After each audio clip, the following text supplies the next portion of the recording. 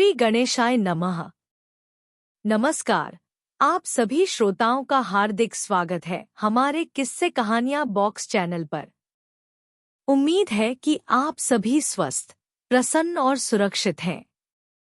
संकष्टी गणेश चतुर्थी व्रत करने से घर परिवार में आ रही विपदा दूर होती है, कई दिनों से रुके मांगलिक कार्य संपन्न होते हैं तथा भगवान श्री गणेश असीम सुखों की प्राप्ति कराते हैं। माह की किसी भी चतुर्थी के दिन भगवान श्री गणेश की पूजा के दौरान संकष्टी गणेश चतुर्थी व्रत की कथा पढ़ना अथवा सुनना जरूरी होता है। इससे संबंधित 4 कथाएं प्रचलित हैं। गणेश चतुर्थी का त्योहार पूरे भारतवर्ष में बड़ी ही धूमधाम से मनाया जाता है।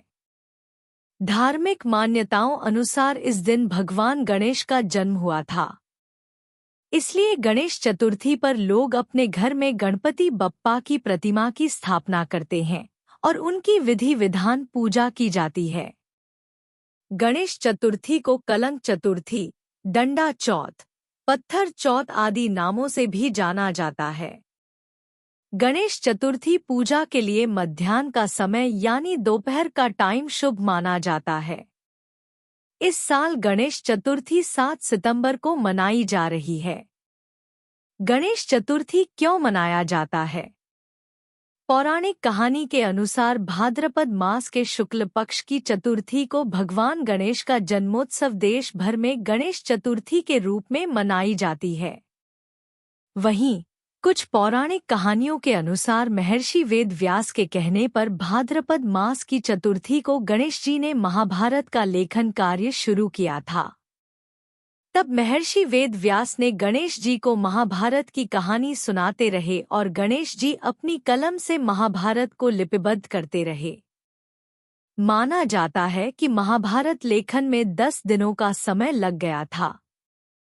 10 दिनों तक गणेश जी एक ही मुद्रा में बैठे रहे थे, जिससे उनका शरीर जड़वत होने के साथ शरीर पर धूल मिट्टी की चादर चढ़ गई थी।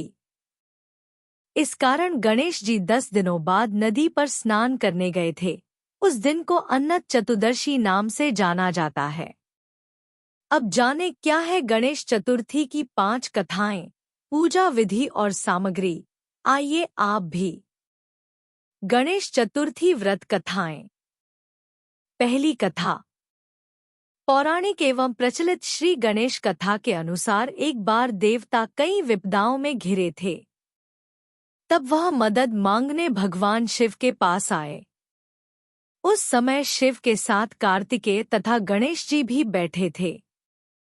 देवताओं की बात सुनकर शिव जी ने कार्तिकेय व गणेश जी से पूछा कि तुम में से कौन देवताओं के कष्टों का निवारण कर सकता है। तब कार्तिकेय व गणेश जी दोनों ने ही स्वयं को इस कार्य के लिए सक्षम बताया।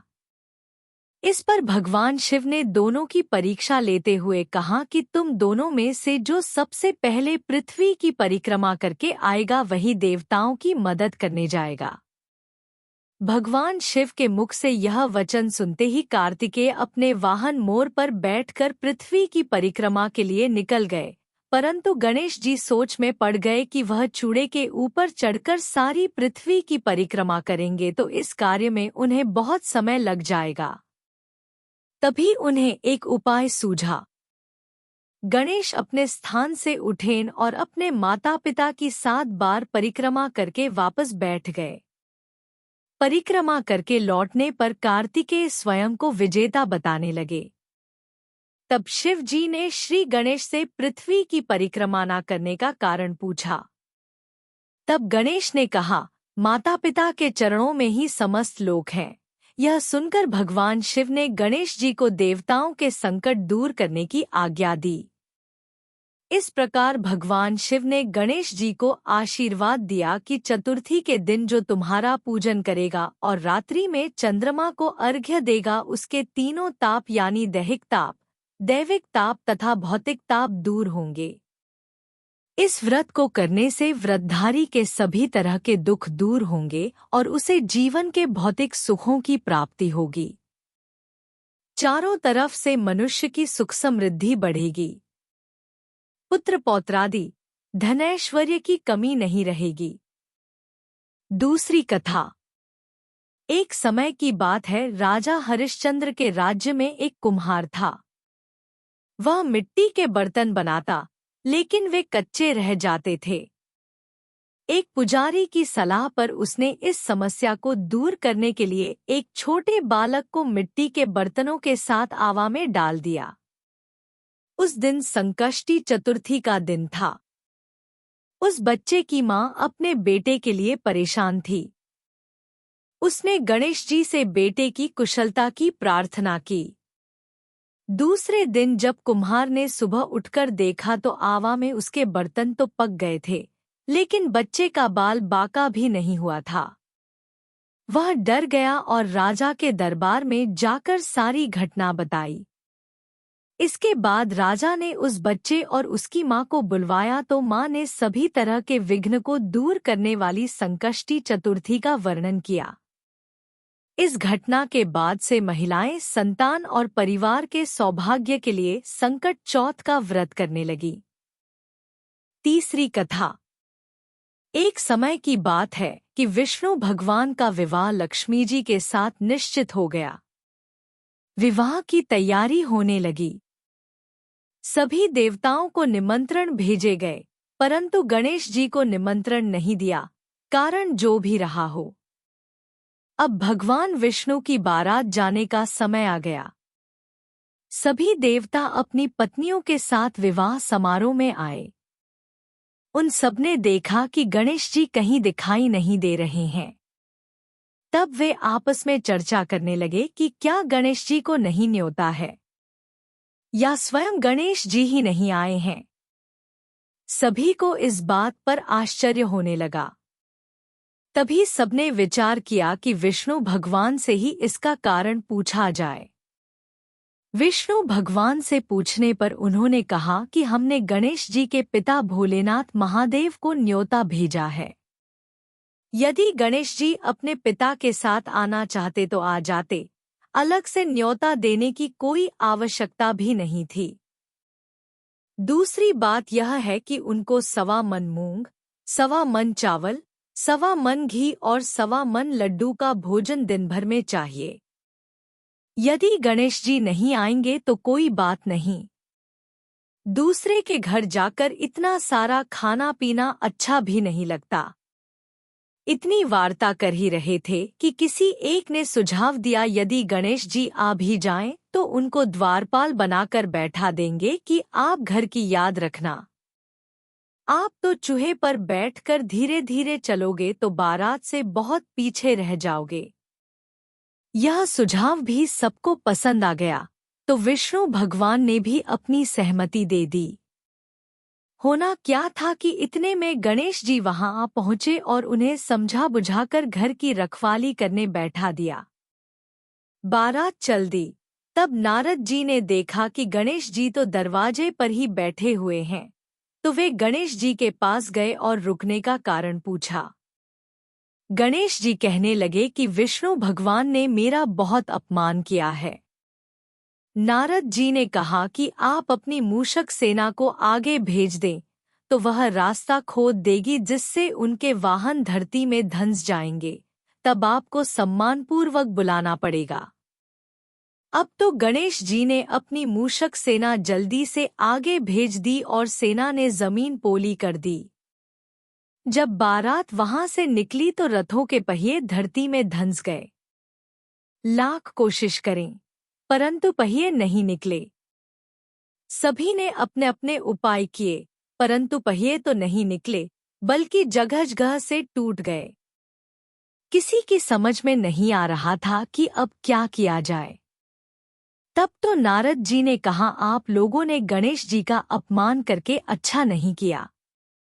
यदि उन्हें मना कर लाया जाए तो आपका कार्य सिद्ध हो सकता है और यह संकट टल सकता है। शंकर भगवान ने अपने दूत नंदी को भेजा और वे गणेश जी को लेकर आए। गणेश जी का आदर सम्मान के साथ पूजन किया। तब कहीं रथ के पहिए निकले। अब रथ के पहिए निकल को गए, परंतु वे टूट फूट गए, तो उन्हें सुधारे कौन? पास के खेत में खाती काम कर रहा था, उसे बुलाया गया। खाती अपना कार्य करने के पहले श्री गणेशाय नमः कहकर गणेश जी की वंदना मन ही मन करने लगा। देखते ही देखते खाती ने सभी पहियों को ठीक कर दिया।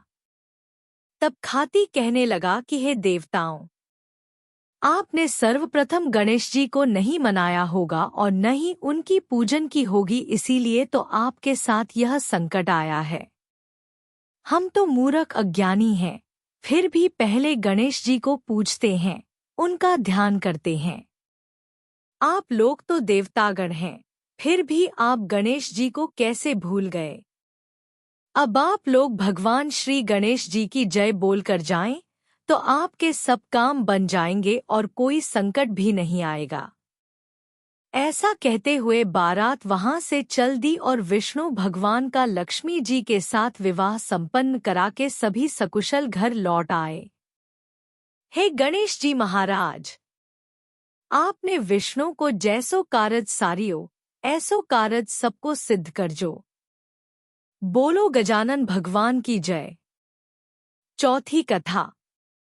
श्री गणेश चतुर्थी व्रत की पौराणिक कथा के अनुसार एक बार भगवान शिव तथा माता पार्वती नर्मदा नदी के किनारे बैठे थे। वहां माता पार्वती ने भगवान शिव से समय व्यतीत करने के लिए चौपड़ खेलने को कहा। शिव चौपड़ खेलने के लिए तैयार हो गए, परंतु इस खेल में हार जीत का फैसला कौन करेगा, यह प्रश्न उनके समक्ष उठा तो भगवान शिव ने कुछ तिनके एकत्रित कर उसका एक पुतला बनाकर उसकी प्राण प्रतिष्ठा कर दी और पुतले से कहा, बेटा, हम चौपड़ खेलना चाहते हैं, परंतु हमारी हार जीत का फैसला करने वाला कोई नहीं है, इसीलिए तुम बताना कि हम दोनों में से कौन हारा और कौन जीता। उसके बाद भगवान शिव और माता पार्वती का चौपड़ खेल शुरू हो गया। यह खेल 3 बार खेला गया और संयोग से तीनों बार माता पार्वती ही जीत गईं। खेल समाप्त होने के बाद बालक से हार जीत का फैसला करने के लिए कहा गया, तो उस बालक ने महादेव को विजयी बताया। यह सुनकर माता पार्वती क्रोधित हो गईं और क्रोध में उन्होंने बालक को लंगड़ा होने, कीचड़ में पड़े रहने का श्राप दे दिया। बालक ने माता पार्वती से माफी मांगी और कहा कि यह मुझसे अज्ञानतावश ऐसा हुआ है, मैंने किसी द्वेष भाव में ऐसा नहीं किया। बालक द्वारा क्षमा मांगने पर माता ने कहा, यहाँ गणेश पूजन के लिए नागकन्याएं आएंगी, उनके कहे अनुसार तुम गणेश व्रत करो, ऐसा करने से तुम मुझे प्राप्त करोगे। यह कहकर माता पार्वती शिव के साथ कैलाश पर्वत पर चली गईं। 1 वर्ष के बाद उस स्थान पर नागकन्याएं आईं। तब नागकन्याओं से श्री गणेश के व्रत की विधि मालूम करने पर उस बालक ने 21 दिन लगातार गणेश जी का व्रत किया। उसकी श्रद्धा से गणेश जी प्रसन्न हुए। उन्होंने बालक को मनोवांछित फल मांगने के लिए कहा। उस पर उस बालक ने कहा, हे विनायक, मुझ में इतनी शक्ति दीजिए कि मैं अपने पैरों से चलकर अपने माता पिता के साथ कैलाश पर्वत पर पहुंच सकूं और वे यह देख प्रसन्न हों। तब बालक को वरदान देकर श्री गणेश अंतर्ध्यान हो गए। इसके बाद वह बालक कैलाश पर्वत पर पहुंच गया और कैलाश पर्वत पर पहुंचने की अपनी कथा उसने भगवान शिव को सुनाई। चौपड़ वाले दिन से माता पार्वती शिवजी से विमुख हो गई थी। आता देवी के रुष्ट होने पर भगवान शिव ने भी बालक के बताए अनुसार 21 दिनों तक श्री गणेश का व्रत किया। इस व्रत के प्रभाव से माता पार्वती के मन से भगवान शिव के लिए जो नाराजगी थी वह समाप्त हो गई। तब यह व्रत विधि भगवान शंकर ने माता पार्वती को बताई। यह सुनकर माता पार्वती के मन में भी अपने पुत्र कार्तिकेय से मिलने की इच्छा जागृत हुई। तब माता पार्वती ने भी 21 दिन तक श्री गणेश का व्रत किया तथा दूर्वा, फूल और लड्डुओं से गणेश जी का पूजन अर्चन किया।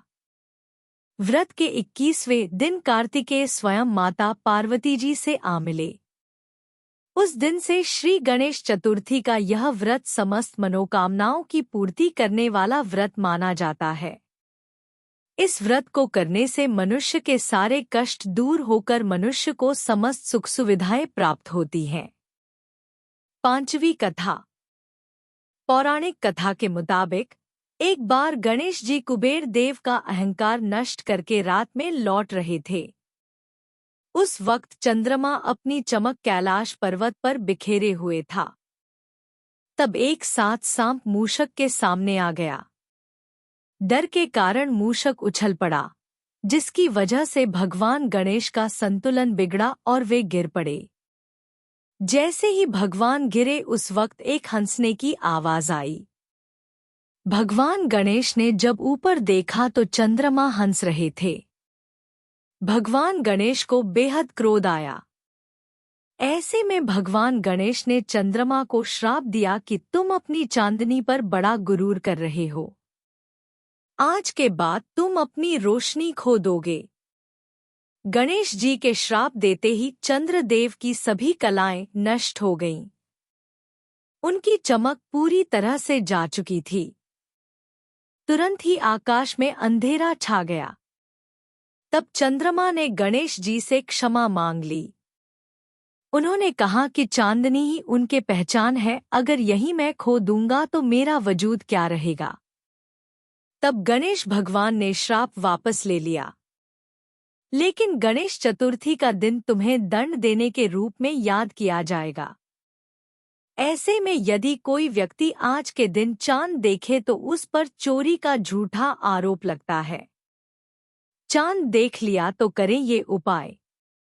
इस दिन चांद को देखना अशुभ होता है, लेकिन अगर गलती से कोई चांद देख ले तो इसके दुष्प्रभाव से बचने के लिए कुछ उपाय भी बताए गए हैं। इसकी मदद से आप मुक्ति पा सकते हैं। इस दोष से मुक्त होने के लिए आप गणेश भगवान का व्रत रख सकते हैं। साथ ही एक मंत्र का जाप करने से भी इस दोष से मुक्ति पा सकते हैं। अगर आप सच्चे मन से इस मंत्र का जाप करते हैं तो आप इस दोष से मुक्त हो सकते हैं। यह मंत्र है: सिंह प्रसेनम धीत सिंहो जाम्बवता हत्या सुकुमारक मरोदिस्तव येषा स्यामंतका। गणेश चतुर्थी पूजा मुहूर्त। पंचांग के अनुसार गणेश चतुर्थी तिथि का आरंभ 6 सितंबर की दोपहर 3:01 से होगा और समापन 7 सितंबर की शाम 5:37 पर होगा। उद्या तिथि होने के कारण गणेश चतुर्थी 7 तारीख को ही मनाई जाएगी, जिसके लिए मूर्ति स्थापना का शुभ मुहूर्त सुबह 11:04 से दोपहर 1:34 तक रहेगा। गणेश चतुर्थी पूजा सामग्री। मिट्टी के गणेश जी की प्रतिमा, कुमकुम, हल्दी, अक्षत, सुपारी, सिंदूर, गुलाल, लौंग, जनेऊ, लाल रंग का वस्त्र, पूजा की चौकी, चौकी पर बिछाने का पीला कपड़ा, दूर्वा, कपूर, पंचमेवा, दीपक, धूप, पंचामृत, मौली, फल, गंगाजल, कलश, फल, नारियल, चंदन, केला, फूल माला, आम के पत्ते, अष्टगंध। गणेश चतुर्थी पूजन विधि। मान्यता है कि भगवान गणेश का जन्म दोपहर के आसपास हुआ था। यही वजह है कि गणेश चतुर्थी की पूजा के लिए दोपहर का ही समय शुभ माना जाता है। इस मुहूर्त में गणेश जी की प्रतिमा की स्थापना की जाती है। सुबह ब्रह्म मुहूर्त में उठकर स्नान कर लें। इसके बाद गणेश प्रतिमा की स्थापना करने के लिए एक चौकी लें और उस पर लाल रंग का कपड़ा बिछाएं। फिर भगवान की मूर्ति के सामने बैठकर पूजा शुरू करें। इसके बाद घी का दीपक जलाएं। गणेश जी की मूर्ति को गंगाजल से पवित्र करने के बाद उन पर फूल, दूर्वा आदि चढ़ाएं। फिर गणेश जी को मोदक का भोग लगाएं। गणेश जी के मंत्रों का जाप करें। अंत में गणेश जी की आरती करें। दिन भर फलाहार करें और शाम को गणेश भगवान की फिर से विधि विधान पूजा करें। इसके बाद ही भोजन ग्रहण करें। गणेश चतुर्थी भोग। गणेश चतुर्थी के दिन भगवान गणेश को मोदक का भोग जरूर लगाएं। इसके अलावा आप बूंदी के लड्डुओं का भी भोग लगा सकते हैं। आशा है आपको यह वीडियो पसंद आई है। आपसे फिर मिलते हैं अगले वीडियो में, तब तक बने रहिए हमारे साथ। खुश रहिए, स्वस्थ रहिए। गणपति बप्पा मोरया, मंगल मूर्ति मोरया।